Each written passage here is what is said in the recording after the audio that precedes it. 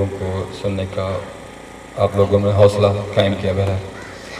और इसके बाद मैं इब्रार साहब का बहुत शुक्रगुजार हूँ जिन्होंने ये इवेंट करवाया और हमारी इतनी हेल्प की। इसके बाद मैं स्पेशली तैयब साहब और उनका बहुत शुक्रगुजार हूँ जो इतनी दूर से तशरीफ़ लाए। नासिर साहब हैं और भी बहुत से दोस्त जो यहाँ पर तशरीफ़ लाए। आप लोगों का बहुत बहुत शुक्रिया और मेरी तरफ से अस्सलाम वालेकुम। बातें तो बहुत सी हैं, करने का दिल भी करता है मगर वक्त बहुत शॉर्ट है, आगे भी जाना है मुझे। तो कहने का मकसद सिर्फ ये है कि मैं अपनी वैराइटीज़ के बारे में आपको सिर्फ इन्फॉर्मेशन देना चाहूँगा कि जो वैराइटीज़ के बारे में यहाँ पर जो प्रॉब्लम्स थे पंजाब में जो चल रहे थे कि किस तरह से पपाई को हम कामयाब करें और कौन सी ऐसी वैरायटी हो जो कामयाब होनी चाहिए यहाँ पर। तो इसके लिए मैं थैंकफुल सैयद हमाद रज़ा साहब का जिन्होंने मुझे यहाँ पर इंट्रोड्यूस किया। उनकी बहुत काविशें इस मामले के अंदर, उन्होंने बहुत ज़्यादा फोर्स किया कि मुझे पंजाब के अंदर आप काम करें। ऑलरेडी मैं सिर्फ सिंध की तरफ ही काम कर रहा था, ऑलरेडी पंजाब की तरफ सीट आता ज़रूर था बट वो सिर्फ TCS के थ्रू उनसे मुलाकातें नहीं होती थी। और भी काफ़ी सारे सीट्स जो आते थे पंजाब के लिए हम लोग सिर्फ वहाँ से TCS कर देते थे। उन्होंने कहा कि यहाँ पर पंजाब के अंदर जो पपाई के लिए बहुत से लोग परेशान हैं, यहाँ पर कोई वैराइटीज़ कामयाब नहीं हो पा रही, अगर आगे चलती हैं तो उसके अंदर इतनी मालूमात नहीं होती कि उसे किस तरह से आगे चलाया जाए। सिर्फ लोगों में एक काफ़ी से लोगों से जब मेरी बातें हुई, उन लोगों से जब मैंने पूछा कि फ़ोन पे करते थे कि यार इस पर इतना खर्चा आता है, छोटा काश्तकार इससे कैसे करे। सबसे मेन चीज़ मैं आपको बताता चलूँ कि पपीते की काश्त के लिए ज़मीन का अच्छा होना बहुत ज़रूरी है। तमाम बातें अपनी जगह पर हैं, नर्सरी के लगाने की बातें अपनी जगह पर हैं, आपके इलाके का मौसम भी वैसा होना चाहिए जो उसको सूट करता हो, और आपकी ज़मीन सबसे मेन चीज़ है। आपकी ज़मीन किस तरह की है, पपीते को किस तरह की ज़मीन चाहिए, उस चीज़ का हम लोगों में अवेयरनेस होना बहुत ज़रूरी है। बहुत से लोग पक्की ज़मीनों में लगाते हैं, उसके बाद फिर प्रॉब्लम आते हैं कि यार नहीं इसके अंदर वाटर ड्रेनेज नहीं हो पाती उसके अंदर। इसके लिए सबसे मेन चीज़ यही कि आपकी मैरा ज़मीन होनी चाहिए और अच्छी होनी चाहिए। इसका TDS आप जो भी इसका pH लेवल है वो आप चेक करवाएं। बहुत से लोग जब इसके अंदर शिफ्टिंग करते हैं, और प्लांट्स नर्सरी वालों को मैं इल्ज़ाम नहीं दूंगा क्योंकि बहुत से लोग जल्दी करते हैं कि यार हमें सीड चाहिए, जल्द अज जल्द लगाना है। हर किसी को कोशिश यही होती है कि वो अमीर हो जाए एक दिन के अंदर, ऐसा नहीं होता। काफ़ी लोग कहते हैं कि यार हमारा टाइम निकल जाएगा, उस बंदे ने लगा लिया है वो आगे निकल जाएगा, हम पीछे रह जाएंगे। ऐसा नहीं है, हर एक चीज़ का वक्त है, हर एक चीज़ का एक टाइम है। आपको जितना रिस्क आप लोग नसीब में अल्लाह ताला ने लिख दिया है वो आपको उसी टाइम से मिलेगा। मौत का जो वक्त है वो मौत उसी वक्त पर आनी है। रिस्क का जो वक्त है और जितना आपके नसीब में लिखा है उतना मिलकर रहना है, कोई नहीं छीन सकता। कहने का मकसद यही है कि वो वैराइटीज़ जो हम लोगों को जब इन्होंने फोर्स किया कि हमें वो वैराइटीज़ यहाँ पर लॉन्च की जाएँ जो कामयाब हो सकें। ऑलरेडी बहुत सी कंपनीज काम करी, बहुत अच्छी कंपनीज हैं। Non-U1 बहुत अच्छी कंपनी है, दुनिया की बड़ी कंपनीज में शुमार होता है। ईस्ट वेस्ट कंपनी जिनका हाजी सन्स वाले काम कर रहे हैं, बहुत अच्छी कंपनी है, बहुत अच्छे प्रोडक्ट्स दे रहे हैं वो लोग भी। इसमें उनका कोई कसूर नहीं होता कि वो कोई वैराइटीज़ दे रहे हैं तो उसकी अगर सर्वाइव नहीं कर पाई तो उसमें बहुत से अवामिल शामिल जो होते हैं वो हम लोगों के भी होते हैं कि हम लोग क्यों उसे कामयाब नहीं कर पा रहे। क्योंकि हमारी मैनेजमेंट के अंदर कुछ फ़र्क आया था। बहुत से लोग नए डॉक्टर बन जाते हैं, नए तरीक़ों से बता देते हैं कि यार फलां स्प्रे कर लें। अब उस बंदे को नहीं मालूम कि इस पर कौन सा स्प्रे करना है। उसने टाइमली जो वो टैंकी यूज़ कर रहा होता है स्प्रे के लिए, बाज़ औक़ात ऐसा भी होता है कि उसके अंदर जो कॉटन पे यूज़ की होती है दवाई, उसी में आपने वो दवाई फ़ौरन हल्की और यूज़ कर ली, उसके बाद आपकी पनीरी जल जाती है। इन चीज़ों का भी ख्याल रखें। अगर पपाया के लिए आप जो टंकी यूज़ कर रहे हैं उसकी स्पेशल या तो अलग से ले लें या उसे अच्छे तरीके से धोकर फिर इस्तेमाल करें। बाद काफ़ी लोग हारियों से काम करवाते हैं, हमारे यहाँ पे हारियों का सिस्टम है, यहाँ पे पता नहीं। वहाँ पर तो खैर हम लोग ऑर्डर कर देते हैं यार अब जल्दी से इसे जो है ना स्प्रे करें और ये दवाई यही कर लें, तो वहाँ पर सिलसिला इस तरह का है। यहाँ का मुझे नहीं मालूम, मगर इस तरह से आप लोग कोशिश करें कि जो भी आप स्प्रे करने के लिए टंकी यूज़ करते हैं, सबसे पहली चीज़ वो जो हो ऐसी हो कि बिल्कुल क्लीन, नीट एंड क्लीन हो, उसमें कोई और दवाई यूज़ ना हो, किसी और कॉटन पे यूज़ किया हुआ जहर, हार्ड जहर ना हो उसके अंदर। उसके बाद फिर बहुत से अवामिल आ जाते हैं हमारे यहाँ। मैं माजरत चाहूँगा आप लोगों से कि इन चीज़ों को मैं बहुत नोट करता आ रहा हूँ, सिंध में भी नोट करता हूँ, यहाँ पर भी मैं नोट करता हुआ आ रहा हूँ कि यहाँ पर ज़कात और उशर का जो सिस्टम है वो बहुत कम है। मैं जो नोट करता आ रहा हूँ, मैं बहरहाल माजरत चाहूँगा, आप लोग शायद बिल्कुल देते होंगे बहस एक मुसलमान। नुकसान उसी बंदे का होता है जो उशर और ज़कात नहीं निकालता। ये मेरा ईमान भी है और मैं इसे नोट करता आ रहा हूँ एक अरसे से। आप लोग कुछ भी काम करते हैं, आपका नुकसान हो ही नहीं सकता अगर आप उसकी ज़कात निकाल दें, उसका उशर निकाल दें, आपका नुकसान नहीं हो सकता है। ये अल्लाह रब्बुल इज़्ज़त का वादा है, मुमकिन ही नहीं है ऐसी चीज़। उसके बाद आपका आ जाता है सिलसिला अल्लाह के, जब हम तमाम काम कंप्लीट कर लेते हैं उसके बाद आपका सिलसिला आ जाता है सीड की सिलेक्शन का। बहुत से सीड है सिलेक्शन के अंदर आपको थोड़ा प्रॉब्लम होता होगा कि कौन से सीड जो है हम लगाएं और कौन सी चीज़ की मार्केटिंग है। इसमें रिप्यूट होना बहुत ज़रूरी है। नॉन-U1 की बहुत अच्छी रिप्यूट है, बहुत अच्छी कंपनी है, बहुत अच्छे काम उनके सीड्स हैं। हाजी सेंस बहुत अच्छी है, उनके भी बहुत अच्छे अच्छे सीड्स आते हैं। आप लोग लगाए भी होंगे, शायद कुछ प्रॉब्लम आपके पास आए हों। हमारे पास सिंध में अच्छा चलता है उनका पपाया। मगर वही बात है कि पहले हम लोग पुरानी गाड़ियों में सफ़र किया करते थे, अब नई से नई जद्दत आती जा रही है, तो हम लोग कोशिश करते हैं कि लग्जरी लाइफ बन गई हमारी। हमें सीट भी उसी तरह के चाहिए जो हमारे माहौल के मुताबिक चल सकते हो और हमारे माहौल में ढल सकते हो।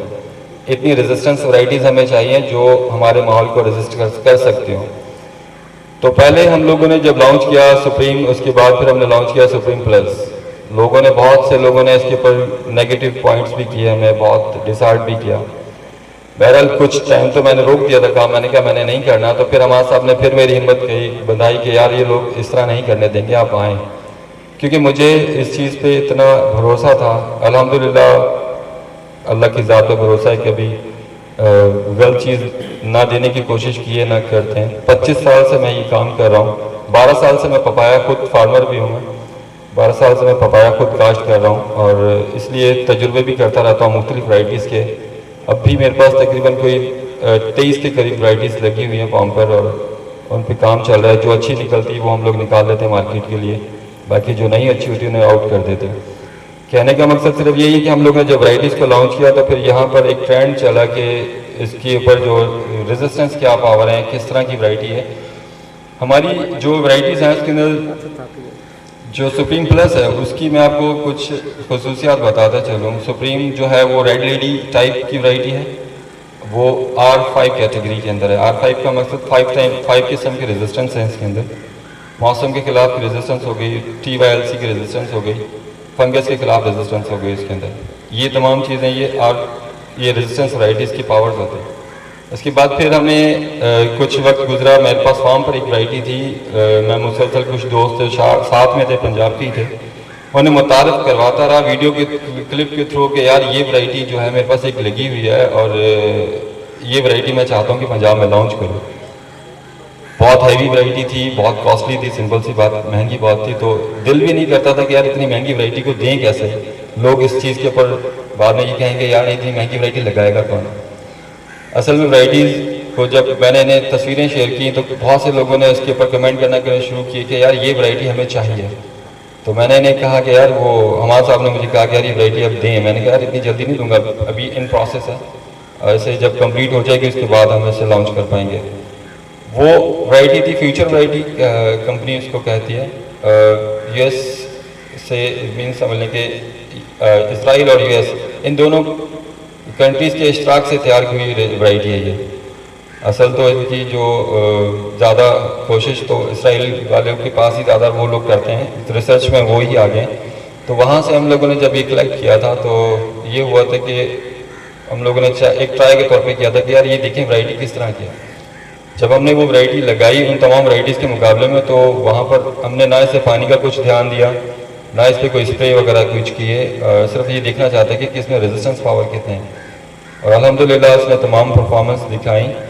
और जब हमने कंपनी से बात की कि इसकी यील्ड कितनी आ सकती है, तो यील्ड के ऊपर जब हमारी बात हुई उनसे तो उन्होंने कहा था कि ये अपनी लाइफ के अंदर पूरा लाइफ साइकिल इसका 3 इयर्स का है, उसके अंदर 450 kg इसकी सलाहियत है फ्रूट उठाने की। क्योंकि इसका जो स्टेम का डायामीटर है वो अगर आप उसको डायामीटर को देखते हैं तो तकरीबन 2 फीट का उसका डायामीटर बनता है। और जितना मोटा उसका स्टेम होगा उतनी ज़्यादा वो फ्रूट उठाने की सलाहियत रखेगी, उतनी ज़्यादा वो उसमें से खुराक उठाने की सलाहियत रखती है। ये तमाम जो वैरायटीज़ के बारे में बात चल रही थी, तो हम लोगों ने जब वो लॉन्च किया तो यहाँ पर अल्हम्दुलिल्लाह काफ़ी सारे लोगों के पास वो लगी भी है। और कुछ लोग इसके ऊपर कमेंट ये भी करते रहे कि यार इसका फ्रूट साइज़, जब अवेलेबल सीड बीच में शॉर्ट था, मेरे पास नहीं आ रहा था, तो कुछ लोगों ने कमेंट किया था कि यार ये इस फ्रूट का साइज़ छोटा है। कुछ लोगों को गुमराह करने की कोशिश की कि इसका फ्रूट साइज़ छोटा है, ये मार्केट में कोई लेता नहीं है। पहली बात तो पंजाब में फ्रूट अभी रेडी ही नहीं हुआ, तो कैसे वो लोग कह सकते हैं कि उसका फ्रूट साइज़ छोटा है। फ्रूट मैं इनके लेकर आया था यहाँ पे स्पेशली दिखाने के लिए कि यार ये जो बिग डैडी के फ्रूट्स रेडी पोजीशन में जो हमारे यहाँ से निकले हैं वो ये थे। और इसकी जो मैं आपको बताता चलूँ, इसकी जो ब्रिक्स हैं, मिठास की जो इसकी क्वांटिटी है वो 14 ब्रिक्स है। अभी तक पाकिस्तान में इस तरह की कोई मिठास वाला नहीं मिला अभी तक। और इसकी जो टेस्ट की बात जब आती है तो टेस्ट लाइक मैंगो, जैसे हम लोग आम खाते हैं ना, उसी तरह का इसका टेस्ट है। आप इसे खा लें या आम को खा लें, आपको टेस्ट में कुछ फ़र्क नज़र नहीं आएगा। अंदर से कलर इसका जो है वो येलो है। और बाकी तो अयूब साहब, ये जो है तैयब साहब बताएंगे कि अब इसकी जो शेल्फ़ लाइफ कैसी है, क्योंकि मैं शेल्फ़ लाइफ दिखाने के लिए लाया था।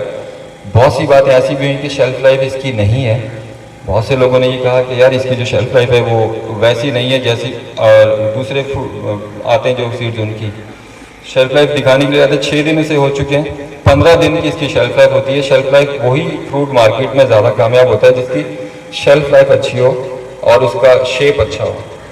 ये तमाम चीज़ों को मद्देनज़र रखते हुए ये वैरायटी को लॉन्च किया गया। उसके बाद भी मैं कुछ दोस्तों से यही कहूँगा कि जो इसे चेक करना चाहें, जो इसे खाना चाहें, मैं यहाँ फ्रूट छोड़ जाऊँगा हमारे साहब के पास, तो वो इन्हें चेक भी कर सकेंगे इसे पका कर, फिर पता पड़ जाएगा आप लोगों को। रही बात फिर और सी बहुत सी वैरायटीज़ के अंदर हम लोगों ने अब रिसेंटली कुछ 2 वैरायटीज़ और लॉन्च करने वाले हैं, जिसमें एक वैरायटी रेड बुल के नाम से वो भी यहाँ लग चुकी है, तैयब साहब के पास भी लगी है और नासिर अल शिफी नर्सरी वालों के पास भी लगी हुई है। वो भी अल्हम्दुलिल्लाह बहुत अच्छी जा रही है। वो भी इसलिए लॉन्च की गई कि जितनी ज़्यादा वैरायटीज़ होंगी आप लोगों को सिलेक्शन करना आसान होगा। उसके बाद एक नई वैरायटी और है, वो 17 ब्रिक्स के अंदर है। वो the most sweet variety in the world, बहुत ज़्यादा मिठास उसके अंदर है और 17 ब्रिक्स की उसकी है। और उसकी जो कैपेसिटी है वायरस की बर्दाश्त की, वो इस तरह से है कि अगर आपकी सारा जो भी, मैं ये कहूँगा कि आप जो भी वैरायटीज़ लगाते हैं उनके साथ ही लगाइएगा। इसे पूरा बाग आपका उसके साथ लगा हो, उसके सेंटर में सिर्फ एक पैरेलल एक लाइन लगाइएगा। इस पर वायरस अटैक नहीं कर सकता। उसकी रेजिस्टेंस इतनी चेक की गई है। इस साल हम लोगों ने उसे फाइनलाइज किया क्योंकि उसकी 2 साल से चेक हो रही थी। सकाटा कंपनी है वैसे एक्चुअल जापान की, जिन्होंने वो तैयार किया, उस कंपनी से हम लोगों ने ये लिया है सीड और इंशाल्लाह वो भी अनकरीब इन्हीं दिनों में लॉन्च कर देंगे। और उम्मीद करूँगा कि आपके तमाम की तमाम जो भी मुश्किलात हैं उनको पूरा करने में हम लोग आपका साथ दे सकें। बाकी बात रह गई फर्टिगेशंस की, बातें आ रही थी। बहुत से लोगों ने अपने जो भी थे तजुर्बात शेयर किए, बताया कि इसमें इतना फर्टिलाइज़र चलता है या इसको इस तरीके से पालना चाहिए, इसको इस तरीके से देखना चाहिए।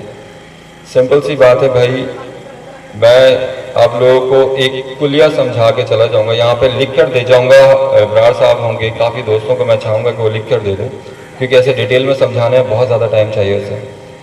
तो वो मैं आपको यहाँ पर लिख कर दे दूँगा। आप उसी तरीके से फर्टिगेशन कीजिएगा। आपका खर्चा जितना पपाया पे होता है उससे 25% पर आ जाएगा और प्रोडक्शन उतनी ही ले सकेंगे जितनी आप ज़्यादा फर्टिगेशन पर लेते हैं, क्योंकि पपीते को जो खुराक रिक्वायर्ड है हम उतनी ही देना चाहते हैं। पपीता उतना ही उठाएगा जितना उसको ज़रूरत है।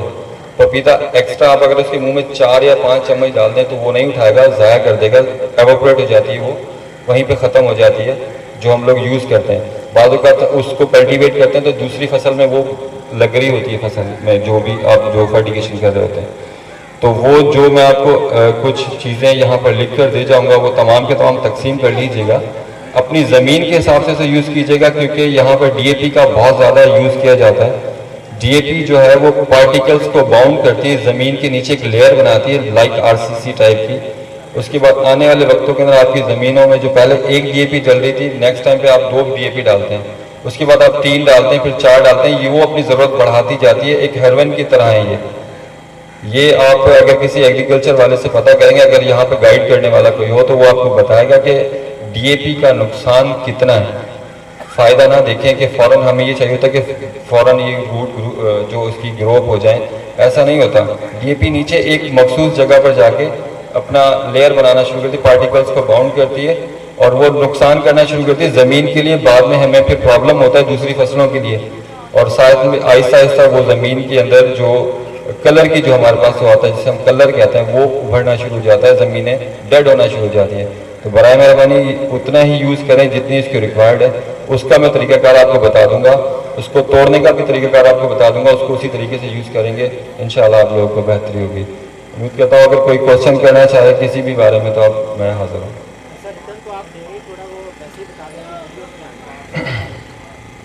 इसके मुख्तलिफ तरीक़ेकार हैं। स्टार्ट में अगर आप लोग DAP बहुत ज़्यादा यूज़ करते हैं, क्योंकि अब आप लोगों ने जब DAP यूज़ की हुई है ऑलरेडी, तो ज़मीन को DAP ही चाहिए इस टाइम पर। उसके असरात तोड़ने के लिए मैं आपको बाद में समझा दूंगा।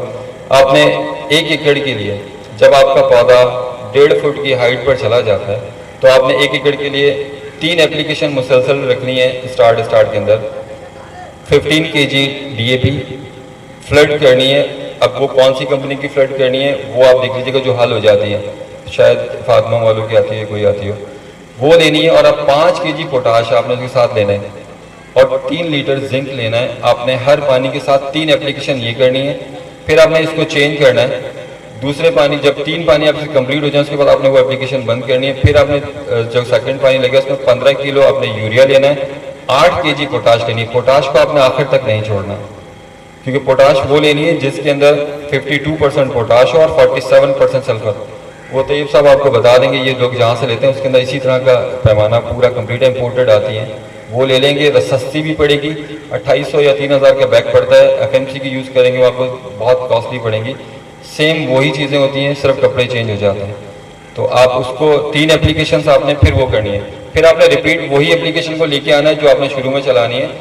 3 मंथ तक आपने इसको इसी तरह से यूज़ करना है।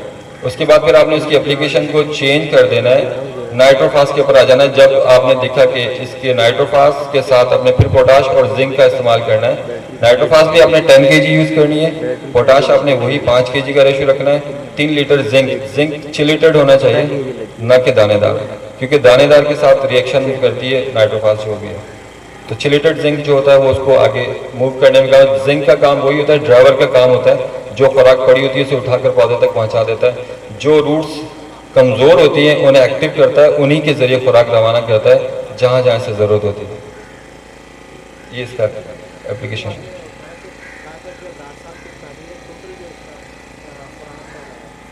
ये जो नाइट्रोफास भी इसी तरह से 3 एप्लीकेशन आपने रखनी है और फिर आपने उसको सेट रखना है अपने पौधे के हिसाब से।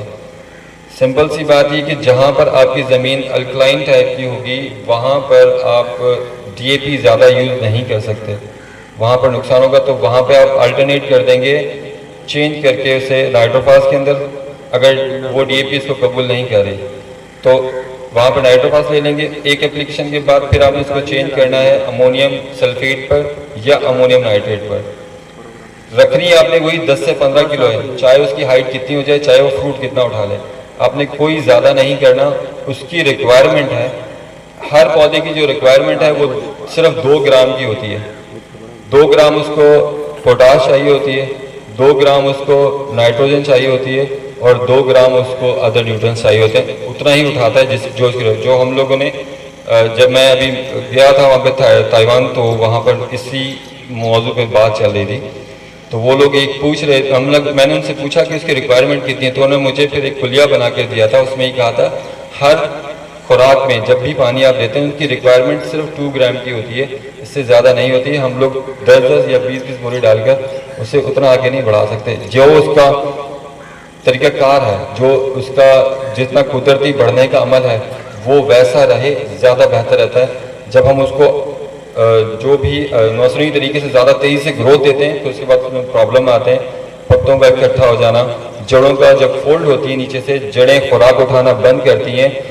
आप कोई सा भी पौधा देखें, चाहे वो चिल्ली का हो, चाहे वो टमाटो का हो, चाहे वो पपाया का हो, जब उसके पत्ते सिकुड़ जाते हैं ऊपर से मूव फोल्ड होना शुरू होते हैं, तो आप उसमें ये देखेंगे उनकी जब जड़ें निकालेंगे देखेंगे वो फोल्ड हुई होती है जड़ें नीचे से।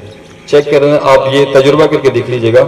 जिसकी जड़ें मुड़ जाती हैं उसके खुराक का अमल रुक जाता है, खुराक उठाता कम उठाता है, उतनी खुराक नहीं उठा पाता। इसकी वजह से उसके नए जो भी पत्ते आ रहे होते हैं वो खराब होना शुरू हो जाते हैं। एक ये अमल होता है। सेकंड, हम लोग सकिंग पेस्ट पर बहुत ज़्यादा हार्ड दवाइयों को यूज़ करते हैं, वो हार्ड दवाइयाँ यूज़ नहीं करनी। ऑर्गेनिक के तरीके से आप लोग यूज़ कर सकते हैं। आप चेक कीजिए अपने माहौल के अंदर, कोई ऐसे दरख्त आपके पास ज़रूर मिलेंगे जिन पे वाइट फ्लाई जैसे थ्रिप्स नहीं बैठता होगा। आप लोगों ने देखा होगा बहुत से दरख्त इस तरह के हैं।